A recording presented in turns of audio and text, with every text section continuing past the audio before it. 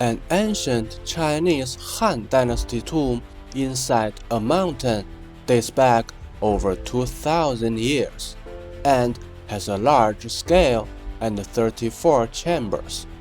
As the tomb owner's residence after death, this underground palace imitates the real palace's layout during her lifetime, even with some functional household amenities. And this is the story of this ancient tomb.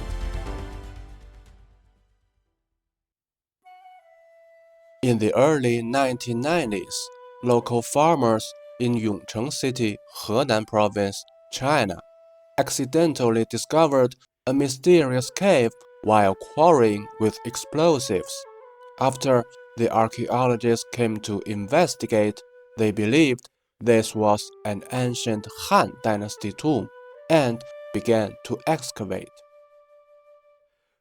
The tomb is 30 meters from the top of this limestone mountain, with the main entrance facing east.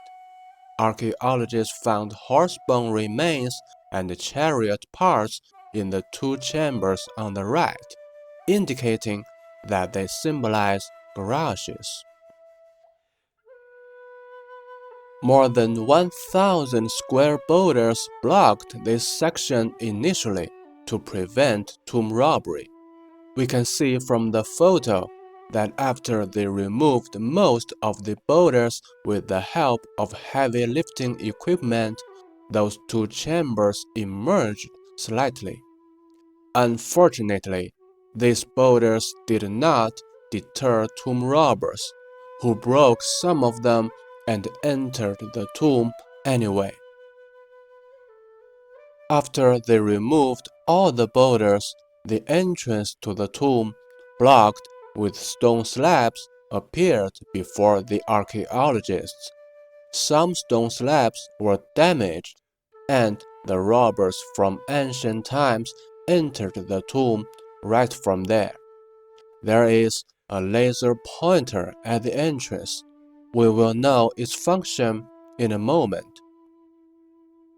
This downward tunnel was also initially blocked by hundreds of boulders. The tomb robbers smashed some of them and crawled into the tomb.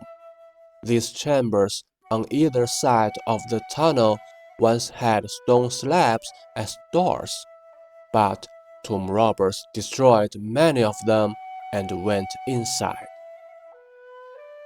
The walls of these large chambers are flat and smooth, with clear chisel marks.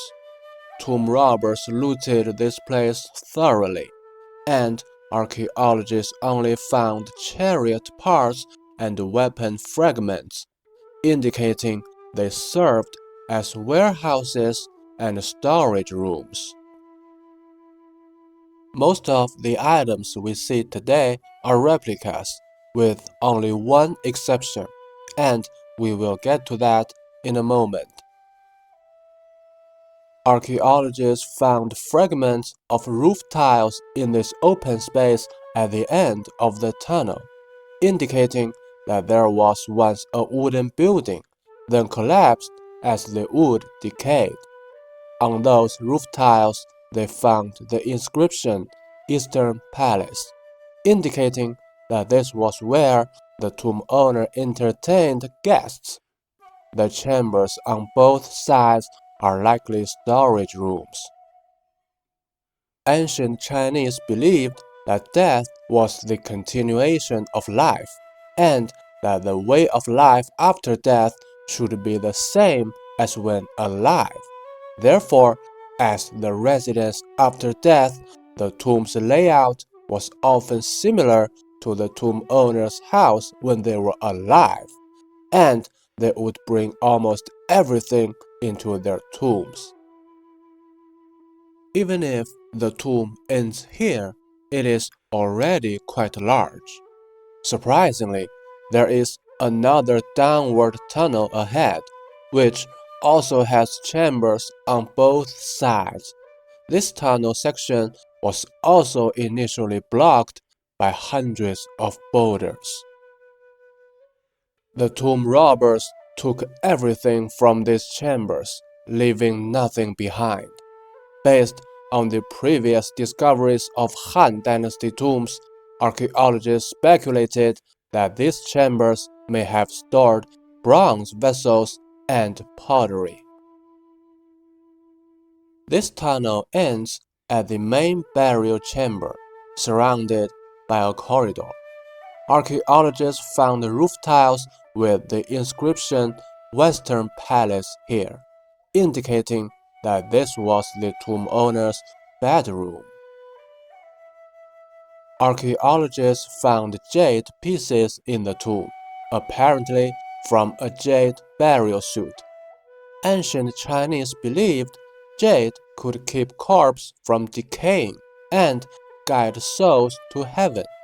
In the Qin and Han dynasties more than 2,000 years ago, royal family members were often buried wearing such a suit.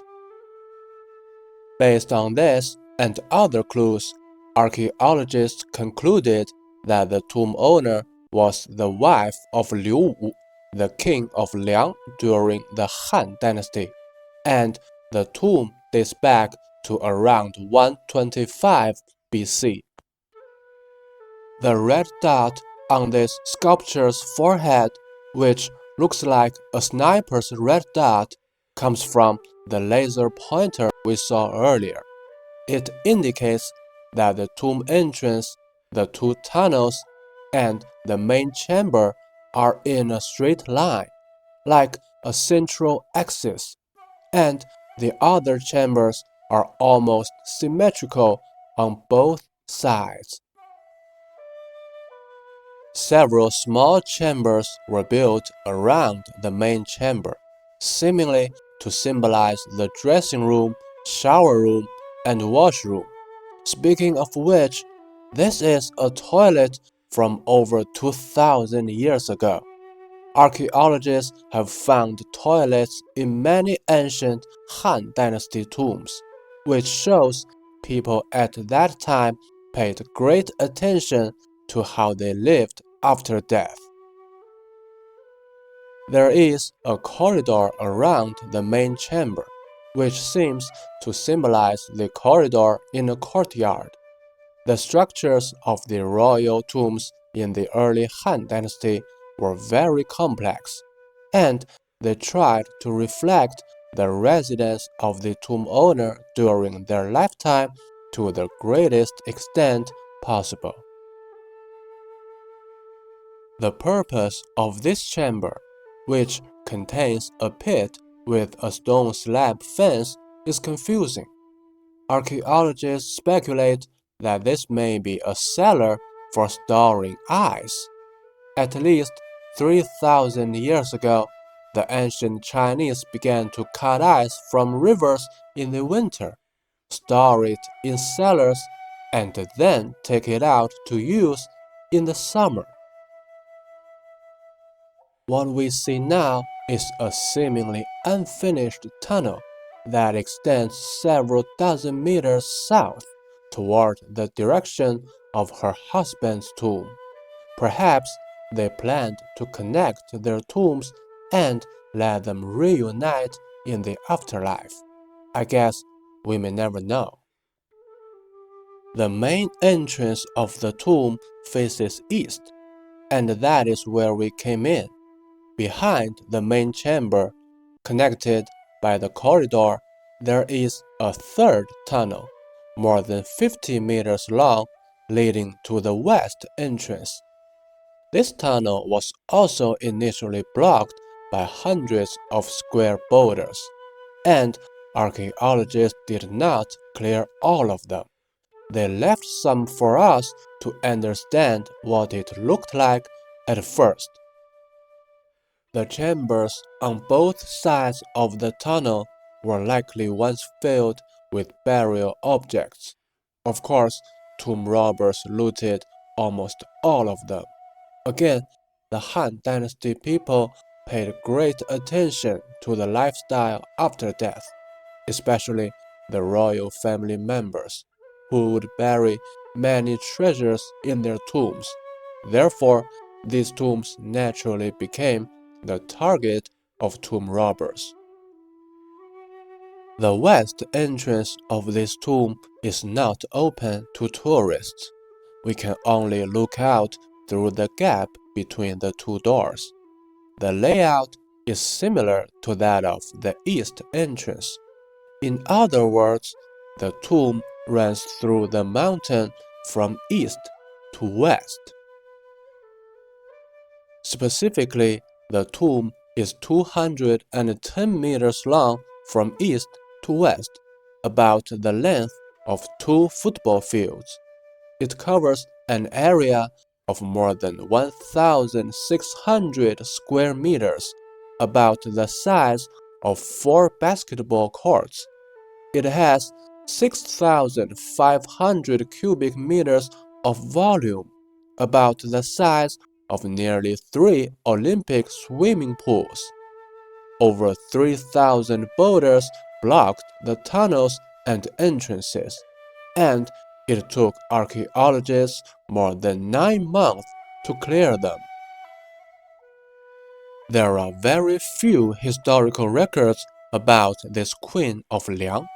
All we know is that her last name was Li, and she lived a long life.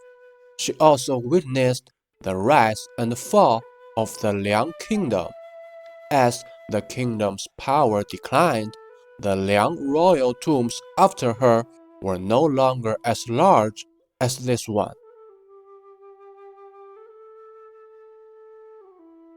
In the 1980s, archaeologists discovered another Han Dynasty tomb nearby.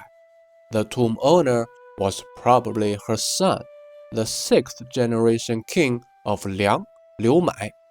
The tomb was much smaller, with only a few chambers, but archaeologists found murals inside, and that is what we will see in the next episode.